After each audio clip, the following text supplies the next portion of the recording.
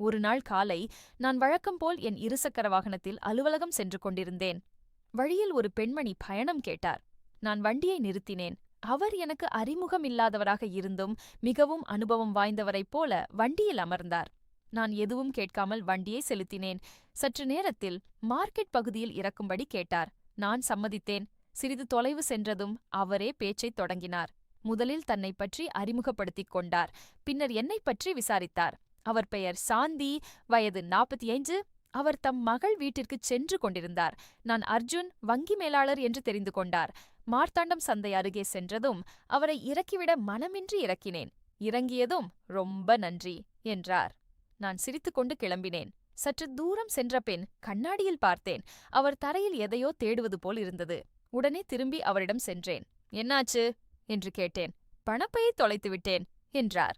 கவலைப்படாதீர்கள், நான் பார்த்துக் கொள்கிறேன் என்று சொல்லிவிட்டு வண்டியை நிறுத்தினேன். மார்த்தாண்டம் சந்தையில் அவருக்கு தேவையான பொருட்களை வாங்கிக் கொடுத்தேன். ரொம்ப நன்றி தம்பி என்றார். வாங்க, நானே உங்களை வீட்டில் கொண்டு போய் விடுகிறேன் என்று சொல்லி அவரை ஏற்றிக்கொண்டு புறப்பட்டேன். ரீஹுக். அந்த நாளில் நான் நினைத்து கூட பார்க்கவில்லை இந்த ஒரு உதவி என்னை ஒரு புதிய வாழ்க்கையோடு இணைக்கப் போகிறது என்பதை. அடுத்து என்ன நடந்தது தெரியுமா? சாந்தி சொல்லிக் கொடுத்த வழியில் நான் வண்டியைச் செலுத்தினேன்.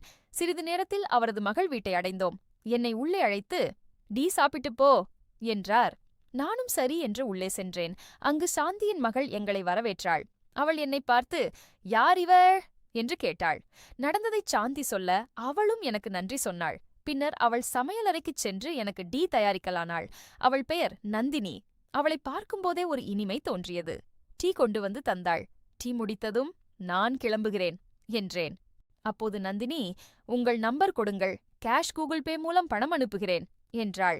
நான் சிரித்துக்கொண்டே, பணம் வேண்டாம், நம்பர் வேண்டுமானால் தருகிறேன் என்று சொல்லி என் எண்ணைக் கொடுத்தேன். அவள் எண்ணையும் வாங்கி பதிவு செய்து கொண்டேன். அப்போதுதான் அவள் பெயர் நந்தினி என்று உறுதியாகத் தெரிந்து கொண்டேன். நான் கிளம்பி வெளியே வந்தேன். திடீரென்று மழை கொட்டத் தொடங்கியது. ஐயோ, இப்போ எப்படி போவது என்று நான் திகைத்தேன். உள்ளிருந்து நந்தினி வந்து, உள்ளே வாருங்கள், மழை நின்றதும் கிளம்பலாம் என்றாள். நானும் வேறு வழியின்றி உள்ளே சென்று அமர்ந்தேன். சாந்தியும் நந்தினியும் சமையலுக்குச் சென்றனர். சிறிது நேரத்தில் எனக்கு போரடிக்க நானும் சமையலறைக்குச் சென்றேன். ரீஹோக். அங்குதான் ஒரு கேள்வியைக் கேட்டேன். அந்த கேள்வியே அந்த வீட்டின் வேதனையான உண்மையை வெளிச்சத்திற்கு கொண்டு வந்தது. சமையலறையில் மூவரும் சிரித்துப் பேசிக்கொண்டே சமைத்தோம். நான் நந்தினியிடம், உங்கள் கணவர் என்ன செய்கிறார் என்று கேட்டேன். உடனே அவள் முகம் சுருங்கியது. ஒன்றும் பேசாமல் அங்கிருந்து சென்று விட்டாள். நான் சாந்தியிடம், என்ன விஷயம் என்று வினவினேன். சாந்தி பெருமூச்சு விட்டு விளக்கினார். நந்தினியின் கணவர் வேறொரு வீட்டில் டோட்ட வேலை செய்து வருகிறார். மாதத்தில் 2 அல்லது 3 முறைதான் வீட்டுக்கு வருகிறார். வரும்போது கொஞ்சம் பணம் கொடுத்து விட்டுச் செல்கிறார். மற்ற நாட்களில் நந்தினி தனியாக வாழ்கிறாள். அவளுக்கு வேறு வழி இல்லை. இதைக் கேட்டதும் எனக்குள் ஒரு வேதனை. அவளை சந்தோஷமாக பார்க்க வேண்டும் என்ற எண்ணம் வலுத்தது. சமையல் முடிந்தது. உணவு பரிமாறப்பட்டது. சாந்தி என்னிடம், ரொம்ப நன்றி தம்பி, என் பொண்ணு இப்படி சிரித்துப் பேசி சந்தோஷமாக இருப்பது ரொம்ப நாளாச்சு என்றார். நான் சொன்னேன், கவலைப்படாதீங்க, இனி உங்கள் பொண்ணை தினமும் சிரிக்க வைக்கிறேன். அதைக் கேட்டதும் இருவரும் ஆச்சரியமாக என்னை பார்த்து புன்னகைத்தனர்.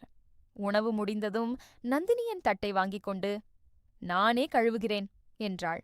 பின்னர் மழை நின்றது. நான் கிளம்பத் தயாரானேன். ரீஹூக். அப்போதுதான் சாந்தி மீண்டும் என்னை நாடினார். அந்தச் சந்திப்பு நட்பாக மாறி பின்னர் வேறு ஏதோவாக உருமாறத் தொடங்கியது. என்னை மார்த்தாண்டம் வரை கொண்டு போய் விட முடியுமா என்று சாந்தி கேட்டார். நான் சம்மதித்தேன். நந்தினியிடம் விடை பெற்றுக் கொண்டு புறப்பட்டோம். வழியில் சாந்தியும் என் எண்ணை வாங்கிக் கொண்டார். அவரை இறக்கிவிட்டு நான் வீடு திரும்பினேன். இரவில் திடீரென்று நந்தினி எண்ணிலிருந்து ஒரு செய்தி. ரொம்ப நன்றி. உடனே நான் அழைத்தேன். ஹலோ அர்ஜுன், ஒன்றுமில்லை, நன்றி சொல்லத் தோன்றியது என்றாள். நான் சொன்னேன், நான் இருக்கிறேன், எந்தப் பிரச்சனையானாலும் சொல்லுங்கள். நம்பலாமா என்று கேட்டாள். நம்பிக்கை இல்லையா என்றேன். நம்புகிறேன் என்றாள். அன்று முதல் நாங்கள் நண்பர்களானோம்.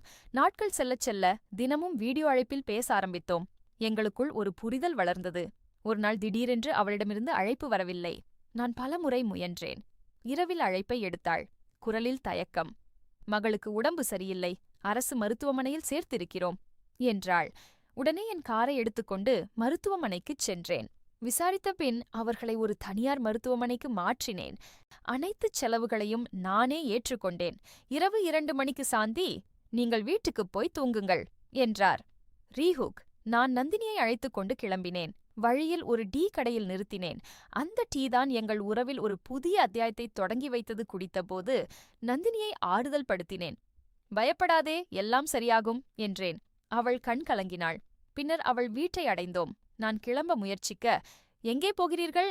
இங்கேயே தங்கிவிட்டு காலையில் கிளம்புங்கள் என்றாள். நானும் சரி என்று வீட்டுக்குள் சென்றேன். சிறிது நேரம் ஹாலில் அமர்ந்திருந்தோம். என் கண்கள் சோர்வாக இருப்பதைக் கண்ட அவள், வாருங்கள், உள்ளே வந்து தூங்குங்கள் என்றாள். இல்ல, வேண்டாம், நான் இங்கேயே படுக்கிறேன் என்றேன். இங்கே கொசு தொல்லை அதிகம், தூக்கமே வராது என்றாள். சரி என்று உள்ளே சென்று படுத்தேன். சிறிது நேரத்தில் குரல் கேட்டது. நீங்கள் இன்னும் தூங்கவில்லையா? தூக்கம் வரவில்லை. என்ன ஆச்சு? எனக்கு இப்போ டீ குடிக்க வேலை போல் இருக்கிறது. சரி, போய்க் குடித்துவிட்டு வாருங்கள் என்றாள். நான் எழுந்து டீ குடித்துவிட்டு வந்தேன். தூங்கப் போனேன். நெடுநாட்களாக டோட்ட வேலை செய்ய வேண்டும் என்று எனக்கு இருந்தது.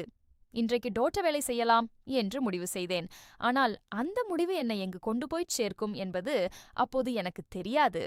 ரீஹூக், ஒரு சிறிய உதவியில் தொடங்கிய இந்த பயணம் இப்போது ஒரு குடும்பத்தின் பொறுப்பையும் ஒரு புதிய காதலின் வாய்ப்பையும் என் தோள்களில் சுமத்தியிருந்தது.